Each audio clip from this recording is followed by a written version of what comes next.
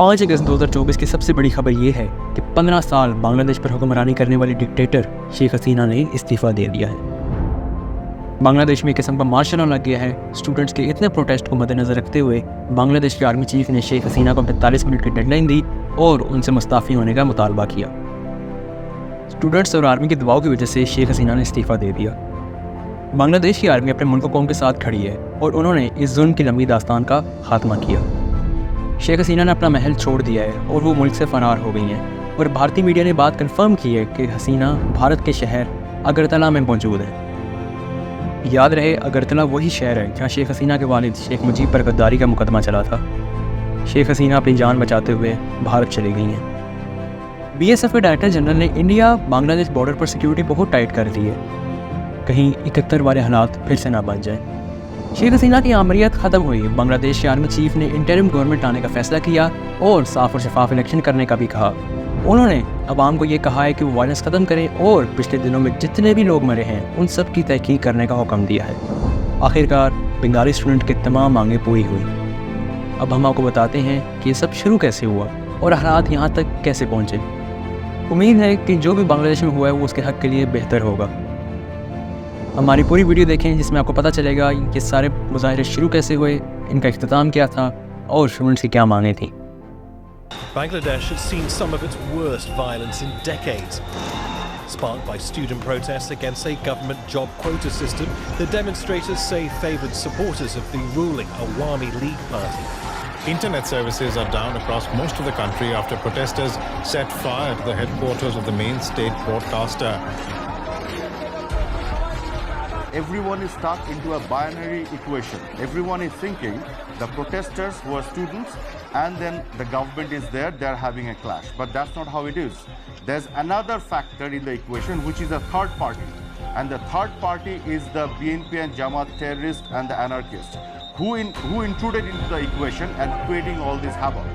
Ensure security on all campuses and release all our students. I came here taking a great risk and I'm afraid. There are members of intelligence agencies everywhere following us. Once the media leaves, perhaps I could be even missing. To Bangladesh next, where violence has escalated. The number of people killed in clashes between protesters and police has reached at least 39. आजकल बांग्लादेश में बहुत ज़्यादा protest देखे जा रहे हैं। हालात बहुत ख़राब हैं वहाँ पर। ऐसे हालात 1971 की जंग आज़ादी के बाद आज देखे जा रहे हैं। अफसोस की बात यह है कि 24 साल बांग्लादेश हमारे मुल्क का एक हिस्सा रहा है, लेकिन आज हमारा मीडिया उस बारे में कोई बात नहीं कर रहा। बांग्लादेश में 2018 से कोटा रिफॉर्म मूवमेंट चल रही है, जिसका मकसद बांग्लादेश में जितनी भी सरकारी पोस्ट और सिविल सर्विस हैं उनमें फ्रीडम फाइटर्स यानी मुक्ति बाहिनी और उनके डिसेंडेंट्स को इतना ज़्यादा कोटा क्यों दिया जा रहा है। अब सवाल यह है कि मुजाहरे कर कौन रहा है। यूथ एक मुल्क का कीमती असासा होती है जिसके हाथ में मुल्क का मुस्तकबिल होता है। पिछले कुछ दिनों में बांग्लादेश पुलिस ने स्टूडेंट्स पर गोलियां चलाई। पुलिस नहीं, special force, anti right force और आर्मी तक को डिप्लॉय कर दिया गया है और पूरे बांग्लादेश में कर्फ्यू लगा दिया गया है और वहाँ पर इंटरनेट सर्विस भी मुअत्तल कर दी गई है। 150 से 200 लोग जाँ भाग हुए हैं और अभी ये ऑफिशियल नंबर है, न जाने अनऑफिशियल कितने हुए होंगे। हज़ारों की तादाद में स्टूडेंट्स को अरेस्ट किया गया है और हज़ारों की तादाद में स्टूडेंट्स ज़ख्मी भी हैं। और ये स्टूडेंट्स किसी छोटे मोटे इदारे के नहीं हैं, बल्कि बांग्लादेश की टॉप यूनिवर्सिटीज़ के स्टूडेंट हैं जो सिर्फ पुरअमन तरीके से अपना हक मांग रहे थे। लेकिन वहाँ की सरकार और सिक्योरिटी इदारों ने, जिनका काम आवाम की मदद और फलाह है और उनकी हिफाजत करना है, उन्होंने उन पर बहुत जुल्म किया। बांग्लादेश की प्राइम मिनिस्टर शेख हसीना ने बहुत ज़्यादा ब्रूटल और ज़ालिम रवैया इख्तियार किया। उन्होंने इस कदर जुल्म और बर्बरियत से तलबा को चुप कराने की कोशिश की, लेकिन बंगाली स्टूडेंट्स डटे रहे और अपना हक मांगते रहे। अपना हक लेने के लिए उन्होंने अपनी जान तक की परवाह नहीं की। यहाँ से आप फ़र्क देख सकते हैं कि पाकिस्तानी स्टूडेंट और बंगाली स्टूडेंट में क्या फ़र्क है। पाकिस्तानी स्टूडेंट अपने सियासी लीडर के लिए मरने के लिए तैयार होता है और किसी और की जंग लड़ता है, जबकि बंगाली स्टूडेंट अपनी जंग खुद लड़ रहे हैं और अपने हक के लिए लड़ रहे हैं। आइए तारीख़ में देखते हैं कि ये हालात यहाँ तक कैसे पहुँचे। 1971 में बांग्लादेश पाकिस्तान से अलग हुआ और बांग्लादेश में उस वक्त जिन लोगों ने पाकिस्तान के ख़िलाफ़ लड़ा और बांग्लादेश को आज़ाद कराने में एक अहम किरदार अदा किया, उनको फ्रीडम फाइटर्स कहते हैं या उनको मुक्ति बाहिनी भी कहते हैं। 1972 में शेख मुजीब ने फ्रीडम फाइटर्स के लिए कोटा सिस्टम इंट्रोड्यूस किया था, जिसे आज तक किसी भी गवर्नमेंट ने ख़त्म नहीं किया।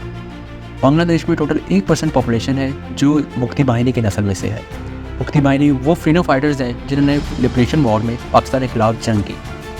अगर बांग्लादेश का कोटा सिस्टम देखा जाए तो 56% टोटल गवर्नमेंट जॉब्स इस कोटा सिस्टम के लिए रिजर्व हैं, जिनमें से 30% freedom fighters, 10% women, 10% background districts, 5% minority और 1% फिजिकली चैलेंज लोगों के लिए है। पीछे रह गए 44% सीट्स जो मेरिट में दी जाती हैं। अब आप यहाँ से अंदाज़ा लगाएं कि एक मुल्क की आधी सरकारी नौकरियाँ कोटा सिस्टम पे दी जाती हैं और सिर्फ 44% मेरिट पे होती हैं। बांग्लादेश में नाम की जमहूरियत है, वहाँ पर शेख हसीना की आमरीत चल रही है, जो कुछ होता है उनकी मर्ज़ी से होता है और शेख हसीना ही इस कोटा सिस्टम का नाजायज़ फ़ायदा भी उठा रही हैं। वो खुद ही हर किसी को फ्रीडम फाइटर का सर्टिफिकेट देकर उन्हें सरकारी नौकरियाँ दे रही हैं। हर इदारे में उनके पैरोकार हैं जो वो कहती हैं वो मान लेते हैं। हसीना अपनी मर्जी से सिविल सर्वेंट्स को लाती हैं और सारा मुल्क उनके इशारों पर चलता है। वीडियो के शुरू में हमने आपको बताया था कि 2018 से ये प्रोटेस्ट शुरू हुए हैं। 2018 में भी कुछ ऐसा ही हुआ था। 2018 में बांग्लादेश की हाई कोर्ट में इस कोटा सिस्टम के खिलाफ एक पिटीशन दायर की गई थी और वो पिटीशन रिजेक्ट कर दी गई थी, जिसके रिएक्शन में स्टूडेंट्स ने प्रोटेस्ट किए। तब शेख हसीना ने एक एग्जीक्यूटिव ऑर्डर से पूरा कोटा सिस्टम खत्म कर दिया। स्टूडेंट्स ने भी अपने प्रोटेस्ट खत्म कर दिए और 2020 में जाकर ये कोटा सिस्टम मुकम्मल तौर पर ख़त्म कर दिया गया। लेकिन अब हसीना ने अपनी सियासत शुरू कर दी। बांग्लादेश हाई कमीशन ने एक अपील फाइल की गई कि हसीना का ऑर्डर इलीगल है।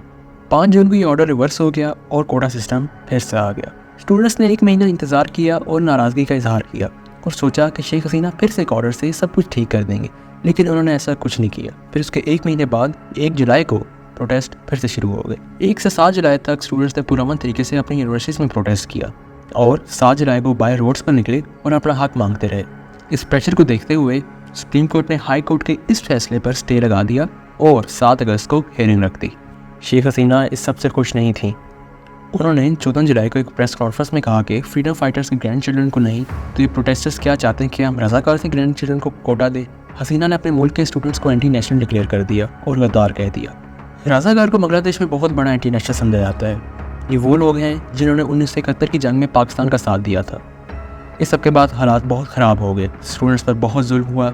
आजकल इंटरनेट ब्लैकआउट में चल रहे हैं, जिसकी वजह से हम लोग असल सूरत हाल से बेखबर हैं। इन सब हालात को देखते हुए सुप्रीम कोर्ट ने हियरिंग जल्दी रख दी और कोटा सिस्टम को चेंज कर दिया। जो पहले 56% था अब सिर्फ 7% रह गया, जिसमें से 5% फ्रीडम फाइटर्स, 1% माइनॉरिटीज़ और 1% डिसेबल्ड और ट्रांसजेंडर्स के लिए है। अब स्टूडेंट्स की बात मान ली गई थी, लेकिन उन्होंने अभी तक प्रोटेस्ट ख़त्म नहीं किए।